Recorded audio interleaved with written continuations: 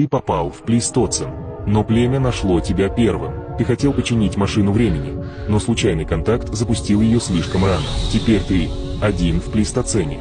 Перед тобой белая равнина, как шрам, усыпанная костями. А вдалеке, у костра, первобытные люди. Но что-то тебя в них пугает. Вот инструкция, чтобы дожить хотя бы до следующего утра. Первое. Не стой на открытом месте. В этих местах живут гигантские хищные птицы.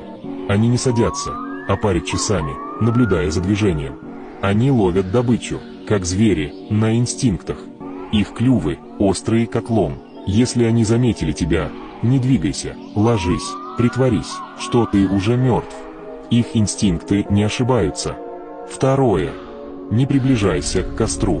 На костре шевелится то, что еще дышит. Они не греются, они обугливают мясо. Но если ты подойдешь слишком близко,